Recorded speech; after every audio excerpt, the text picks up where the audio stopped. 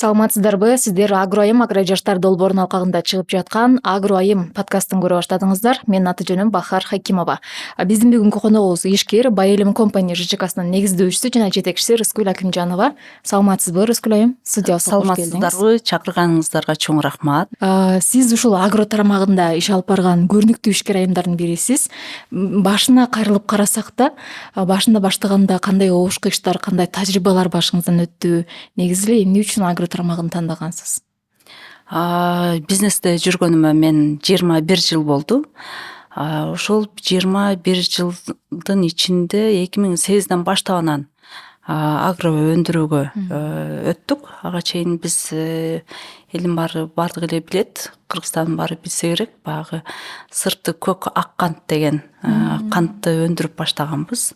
2008ден баштап ушу томаттарды өндүрүп, анан ошодон томат паста, кетчуптарды жасап, ушул агро тарабына өттүк. Азыркы убакытта биз дыйканчылыктан баштап ушу өндүрүштөн дагы ушу экспортко чыгып, бир өзүбүздүн дүйнөлүк рынокто бир ордубузду табабыз деп, ошол жакта өзүбүздүн бир мындай бир ролубузду издеп жүрөбүз.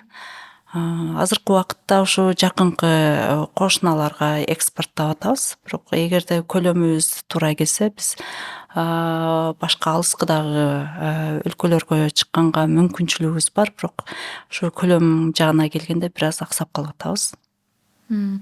Экспортко чыгуу кандай болуп атат?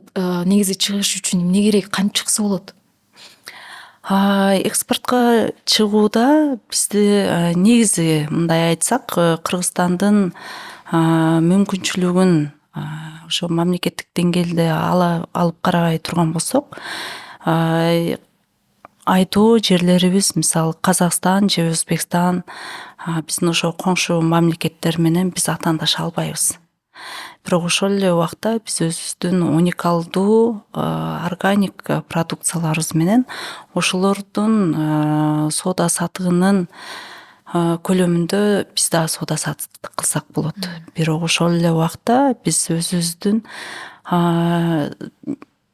өзүбүздүн продукцияларыбызга дүйнөлүк стандарттагы көз караштары менен карашыбыз керек да. Анткени биз ушул экспортко чыккандан баштап мен өзүбүздүн продукцияга, Кыргызстандын продукцияларына башкача көз караш менен сырттан келген клиент катары карай баштадым. Анан ошол эле убакытта өндүрүлгөн нерселер көп, бирок дүйнөлүк стандартка төп келген продукцияларыбыз бизде аз. Болсо дагы дүйнөлүк башка чоң рынокко чыкканга көлөмү жетишпейт. Ушундай бир проблемалар көп. Бирок акыркы ушу 4-5 жылда биздин агро компаниялар ушундай бир жакшы өздөрүнүн күчтөрү менен да сырткы рынокко чыгып, ал жакта атаандаштыкка туруштук берип, өзүнүн ордун таап, ушундай бир аябай жакшы көрсөткүчтөрдү көрсөтүп келе жатат. Кайсы тармактарды белгилей аласыз, мисалы?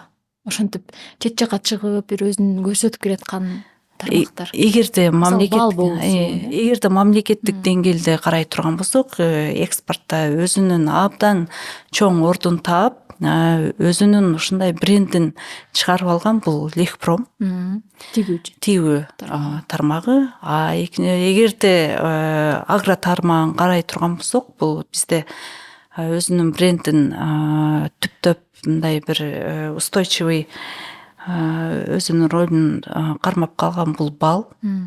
Биздин сухофруктуларыбыз, жаңгактарыбыз. Анан балык тармагы дагы жакшы эле келе атат окшойт. Балык тармагы акыркы ушу 5-6 жылда өзү негизи Кыргызстандын ичинде өнүгүп, өзү ушундай бир стандартка келе жатат. Ошол эле убакта жакынкы кошуна мамлекеттерге экспорттоп атат. Бирок менин оюмча Кыргызстандагы балык өстүрүү абдан чоң бир потенциалы бар да, ошол потенциалына чыга элек. Эгерде ошол потенциалына чыга турган болсок, биз ушундай бир биз мал эмес, балык баксак ушунчалык пайда көрө турган бир потенциалыбыз бар. Аны биз билбей атабызбы? Билбей атабыз. Анткени бизде башкалардан айырмаланып, мөңгүлөрдөн түшкөн сууларыбыз бар. Мал боюнча айтып кете турган болсок, акыркы убакытта бизде малдарыбыз көп, бирок ал малдарыбыз дүйнөлүк стандарттарга жооп бербейт. Эти, сүтү боюнча. Ошол эле убакта биз малдарыбызды көбөйтүү менен жайыттарыбызды жеп, ошол жайыттар барган сайын жайыттар өзү деградация болгондон дагы өйдө көтөрүлгөндүктөн биздин кийиктерибиз дагы качып, ошол эле убакта биздин жанагы илбирс, карышкыр, кийик менен тамактанган жырткыч жаныбарлар кайтара эле ошо малдарга кол салып атат да. Ошонун бардыгын бир иретке келтирип ала турган болсок, биз жаратылышты коргойт элек. Биринчиден, экинчиден мөңгүлөрүбүздү да сактап калмакпыз. Үчүнчүдөн ушул биз өзүбүздүн экспортко чыга турган малдын потенциалын дагы бир жакшы бир тепкичке көтөрүп алмакпыз. Азыр Кыргызстанга эт сурап келгендер көп, бирок аларга көлөмүнө, алардын стандартына жооп бере ала турган эттер бизде өтө аз. Сиз жана айтпадыңызбы, экспортко чыга баштаганда мен келгенден кийин бир товарларыма башкача бир көз караш менен карай баштадым депчи. Ошондо кандай кылдыңыз? Бир талаптарды күчтөттүңүзбү же бир жаңы чакырмаларды колдондуңузбу? Негизи ушу өндүрүшчүлүк менин тарыхымда 20 жылдан ашык. Биз өндүрүп аткан ченде дагы мен эң биринчи өзүбүздүн продукцияга өндүрүшчү катары эмес, мен апа катары карайм да. Мен ушул өндүрүп аткан продукцияны өзүмдүн балдарыма бере белем. Ушул өндүрүп аткан продукцияны жакындарыма белек кыла белем деген философия менен анан өндүрөм да. Эгерде мен балдарыма бергим келбеген продукцияны эмне үчүн башка бирөөнүн баласы жеш керек? Башка бирөөнүн жакындары, негизи эле кыргыз эли эмнеге ошол стандарттарга, ошо ГОСТко, ички АИРге дагы жатпаган мен продукциямы башка бирөөлөр жеш керек. Алардын жоопкерчилиги негизги менин АИРимде жатып атпайбы?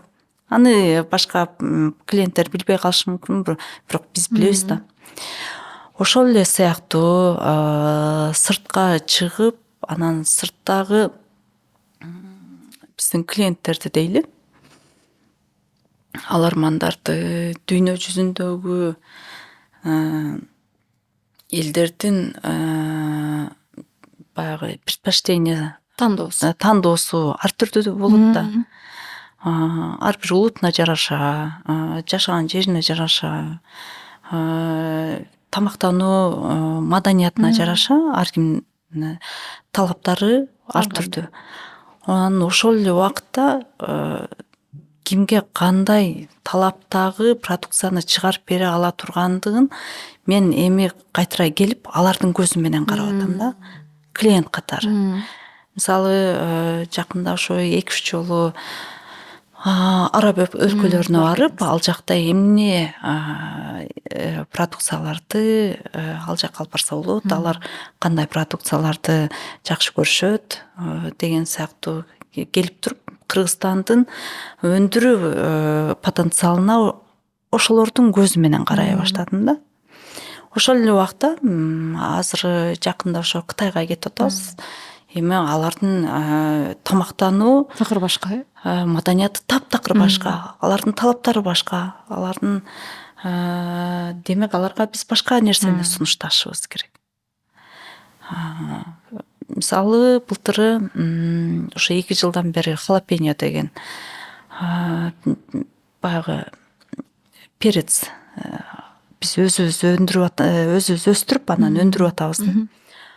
Ушул кезге чейин ошол халапеньо бүт эле Турциядан келчү, сырье катары келип, анан же продукция катары келип, түрктөрдүн халапеньясын кыргыздар жешчү да. Бул жана майда болгон перецтер, перецтер.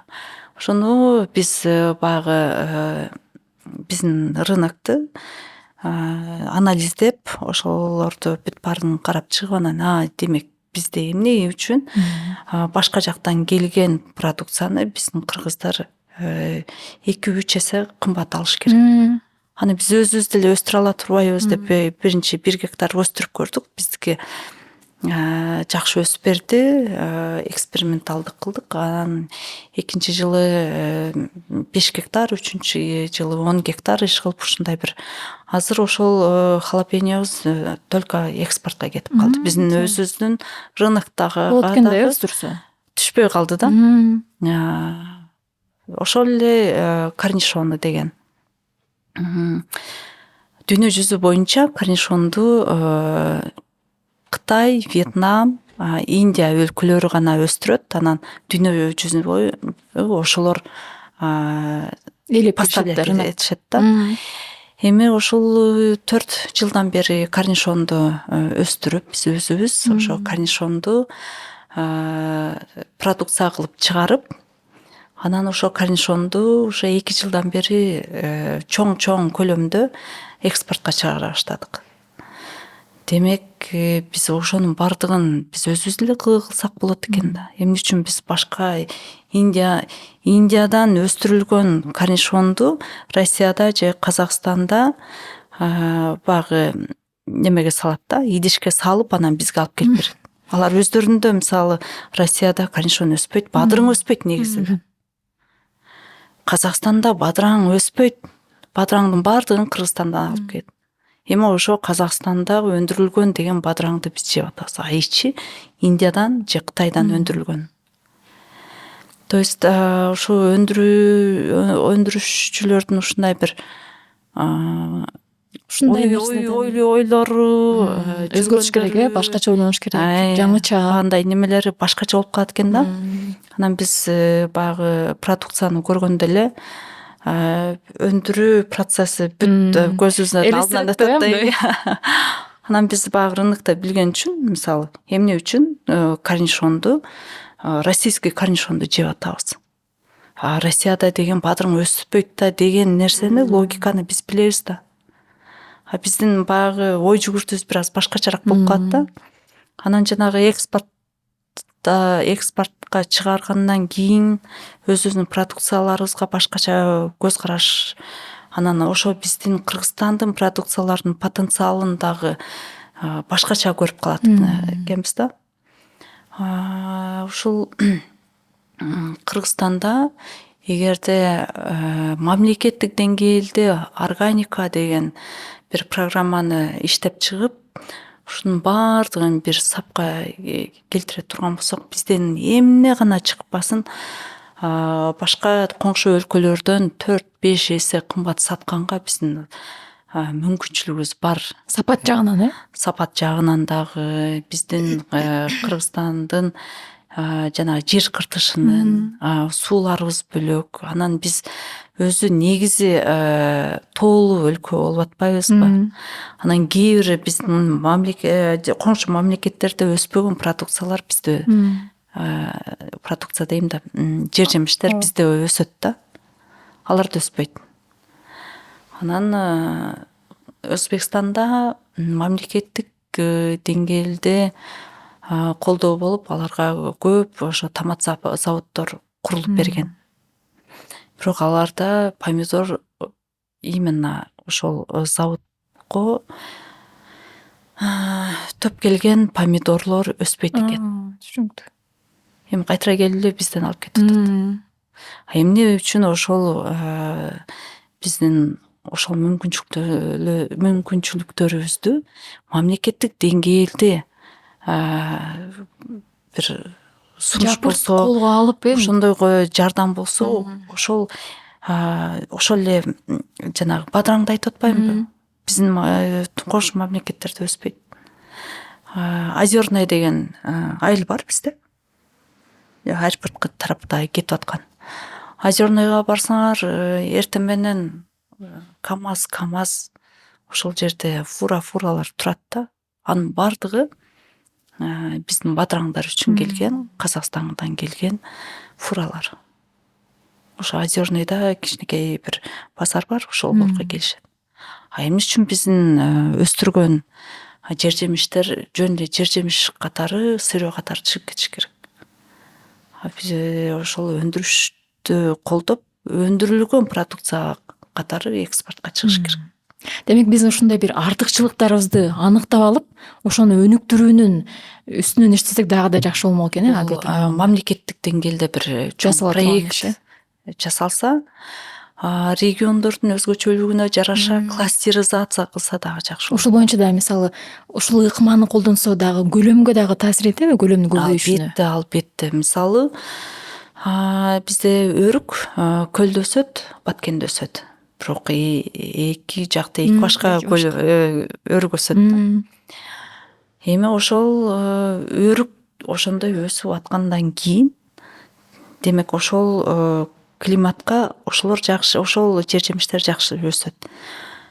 Ошолорду кайтара күчтөндүрүш керек. Күчтөндүрүп, анан агрегаттарды алып барыш керек, өндүрүштү алып барыш керек.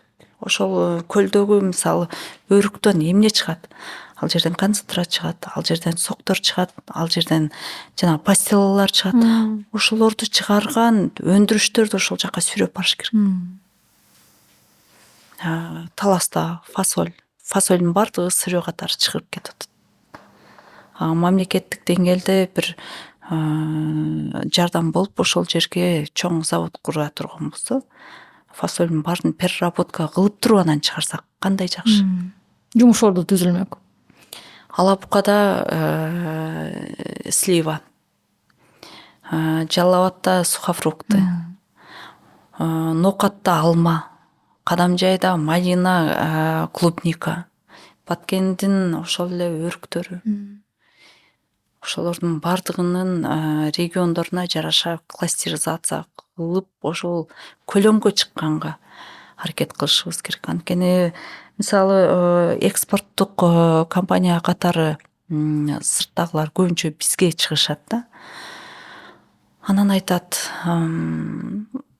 мисалы бир Екатеринбургдагы Пятерочка деген магазин өзү эле айтып атат, бизге ай сайын 2 вагондон сабиз жөнөтүп тургула дейт да. Мен 2 вагон, ошондой контракттар бар, бул жагын карасаң көлөм жок. Ал 2 вагондон мен 1 жылга контракт ала турган болсом, анын бардыгын мен бир жерге үйүшүм керек. Анын бардыгын 1 жыл аларга 2 вагондон кетиришим керек. Бизде ушул көлөм өтө чоң көйгөй. Маселе болуп атат. Маселе. Ушул сиз айткан ыкма азыр бүгүнкү күндө иштейби же киргилекпи дагы? Кластердик ыкма мисалы. Бир сөз болду окшойт менимче, министрлик тарабынан киргизилет дегенчи. Министр түзүзгөн кластерлер бир аз башкача. Негизи кластер деген түшүнүктү ошо киргизип атат, бирок бул туура эмес менин оюмча. Анткени кластер агрегаттын айланасында түзүлүш керек. Чоң компаниялар, байылымды айтпайм, мисалы Тойбосту айтайынчы, Тойбоско поддержка катары. Тойбоско эмне керек? Тойбоско эт керек. Демек ошол Тойбосту агрегат катары, кластер катары карай турган болсок, ошо Тойбоско этти жеткирип бере ала турган фермаларды күчтөндүрүш керек. Тойбоско жана упаковочный компанияларды байлап берет, аларды дагы күчтөндүрүш керек. Тойбостун продукцияларына эмне керек дагы? Эмне керек болсо, ошол ким менен иштесе, ошол компаниялардын бардыгын күчтөндүрүш керек. Агрегат аркылуу, ошо Тойбос аркылуу. Анан ошол өзүнүн тамырлары сыяктуу башка компаниялар менен иштешет. Ошолорду күчтөндүрүү аркылуу агрегат өзү күчтөнөт. ошол эле убакта жанагы фермерлерге, малчыларга канчалаган мындай тамырга катары Баарын таасир этмек баардыгына экен, таасир этет да. Кластер деген ошондой. Азыркы министерство түзүп аткан кластер бул бир аз башкачараак кластер. Анан бул кластеризацияны мына чоң компаниялар өздөрү колго алып, жана дыйкандар менен, малчылар менен иштешип, өздөрү ушундай бир объемго чыгып, анан экспортко чыгып, өздөрүнүн күчү менен кылып атпайбы? Экспортко чыкканда дагы мисалы башка компаниялар, башка мамлекетте экспорт компанияларга аябай чоң мындай неме поддержка бар да. Кыргызстанда андай жок. Биз Байылым компаниясы экспорттук компания менен бирге биз импорт да кылабыз. Эми бизге кирген продукциялар, бирге кирген товарлар, башка жактан келген товар бизге жөнөткөн компания алар экспорт болуп атпайбы? Алар бизге продукциясын жөнөтөт. Биз ал продукциялардын баардыгын саткандан кийин налоговый тараптан отчет беребиз. Анан ошол биз берген отчеттун негизинде ал экспорттук компанияга алардын мамлекети тарабынан баягы налогтору нөлгө түшүрүлөт. Бул өтө чоң мындай бир жардам да. Ошол эле убакта алардын логистикасына жардам берилет. Бул дагы өтө чоң жардам. Бизде экспорттук компанияларга андай жардам жок. Биз ойлойм ушул дүйнөлүк тенденция боюнча сөз кылалы, эмне үчүн айыл чарбасына маани беришибиз керек? Дүйнө өлкөлөрү неге ушул тармакты өнүктүрүүгө басым жасап атат? Биз алардан эмнени үйрөнүшүбүз керек ушул тенденциядан калып калбаш үчүн? Дүйнө жүзүндө акыркы 30 жыл дейли, же акыркы 50 жылда өтө чоң мындай бир өсүү бул технология, акыл эс. Мисалы 10 жыл мурун кандай биз телефондор менен колдончу элек, азыр кандай болуп калды? Ар бир жыл сайын өсүп атат да. Ошол эле убакта агросектор негизинен андай чоң темп менен өспөй эле турат. Агросектор мурда кандай эле жерге кантип эгип жүрсө, ошондой эле эгип жүрдү. Бирок ошол эле убакта акыркы ушул пандемиядан кийин климат дагы өзгөрүлүп атат. Ошолордун таасири аркылуу элдер тамак ашка абдан чоң көңүл буруп калды.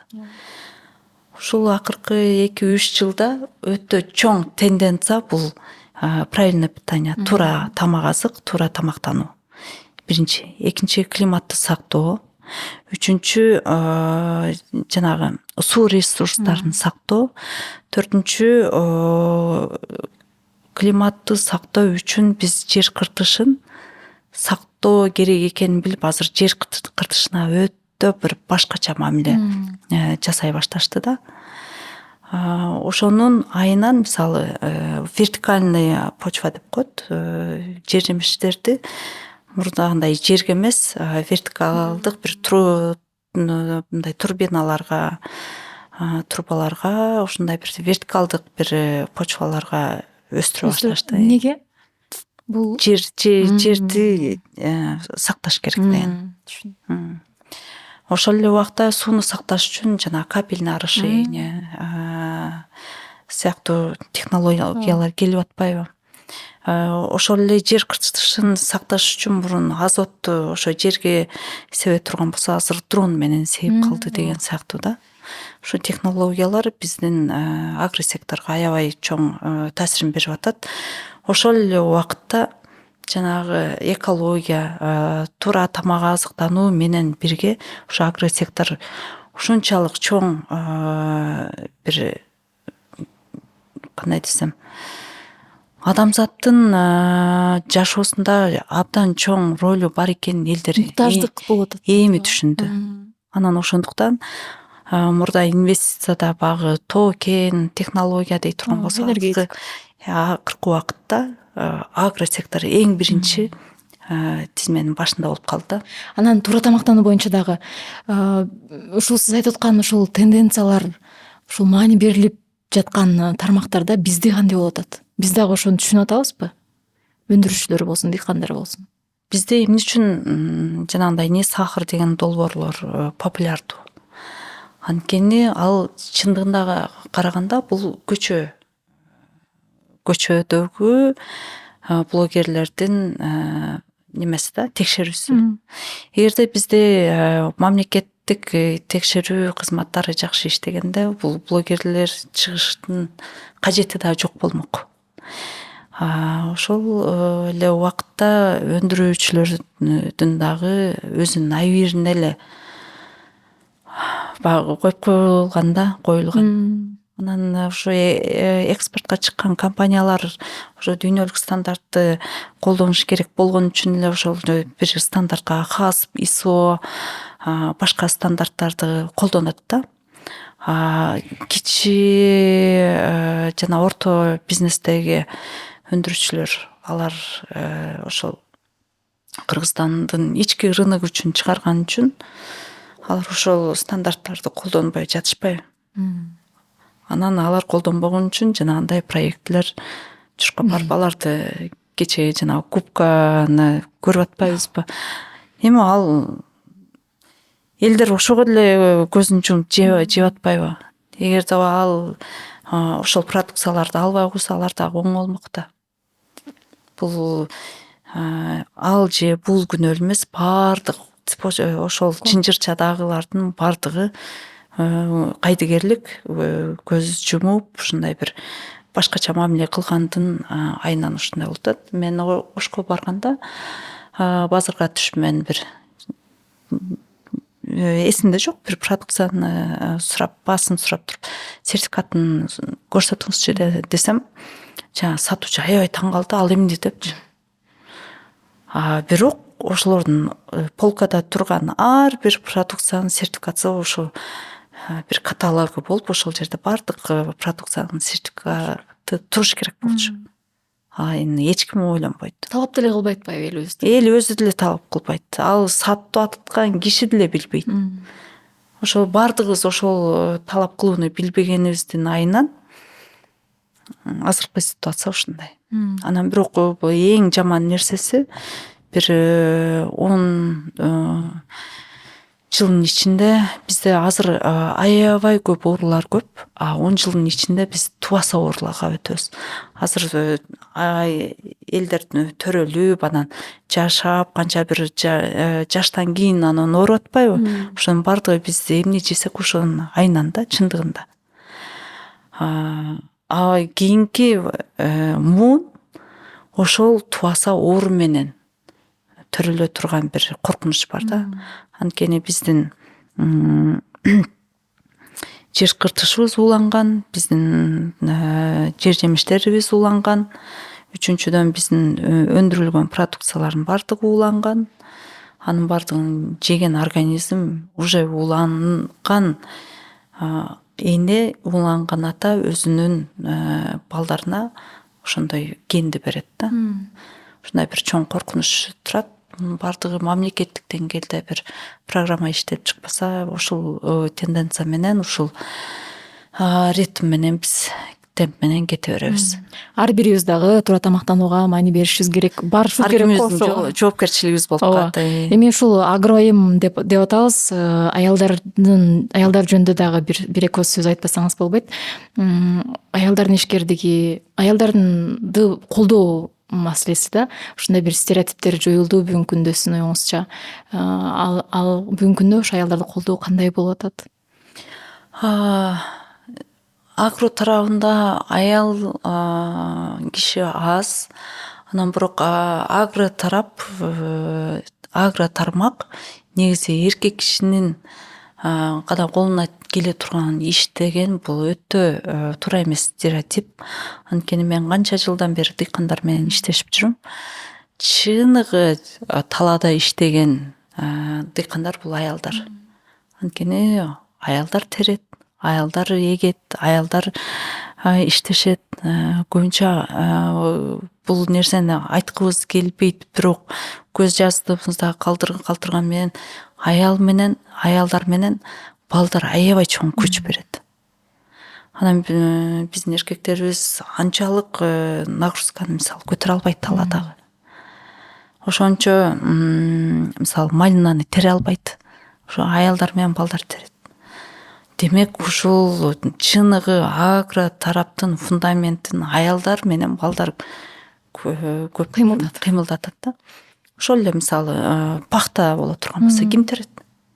Пахта терген аялды, эркекти көрдүңөр беле? Сүттү деле аял сабат атпайбы? Ооба да. Мисалы тамекини деле эксе, отуруп алып бүт тамеки тизгендер аялдар. Ошол сыяктуу. Демек, мындай түшүнүктөн биз арылып, бардык аялдарды колдоо жагынан болсун, аялдардын ишкердигин жакшы жолго коюлуп калды деп айтсак болобу? Мен негизи ишкердүүлүктү бизнесте аял эркекти бөлгөндөн өтө алысмын. Мен ар жерде айтып жүрөм. Негизи аялдын ишмердүүлүгүн колдоп жүргөн кыймылдарда жүрөм, бирок ошол эле убакта айтып жүрөм. Анткени биз бизнесте аял эркекти бөлбөшүбүз керек. Бизнесте ким профессионал болсо ошол алдыга чыгат. Бирок ошол эле убакта коомдогу аялдын ишин наоборот биз коомдогу ар бир аялдын ишин бизнесте болобу, мамлекеттик кызматкерде болобу, үйдө отурабы, аялдын коомдогу жумушу ушунчалык чоң. Ошол эле бизнесте жүргөн аял мисалы базарда отурабы, өндүрүштө болобу, мугалим болобу, врач болобу же бир мамлекеттик кызматта отурабы, алар ошол 8-ден 5-ке чейин иштейт дагы, анан барып туруп эмне кылат? Тамагын кылат, балдарын карайт, бардыгы сабактар, балдарына сабагын жасатат, кирин жууйт. Анысы аз келгенсип той ашка үлгүрөт, кайын журтун бүт кызматын кылат, күйөөсүн бүт кийиминен баштап башка бүт бардыгын неме кылат. Өзү дагы той пойлорго барып өзүнүн достору менен шернелешип келгенге дагы үлгүрөт. Демек ар бир аял ошол негизги аялдык түйшүктү бардыгы тартат. Анан ошол аялдын түйшүгүн биз даңташыбыз керек. Жөн эле бизнестеги аялдар артык, анан башка аялдар эч нерсе кылбайт деген эмес. Ар бир аялдын түйшүгүн биз баалашыбыз керек. Чоң рахмат. Абдан жакшы маалыматтарды айтып бердиңиз. Атайын убакыт бөлүп келип бергениңиз үчүн ыраазычылык билдирем. Бүттү. Чоң рахмат.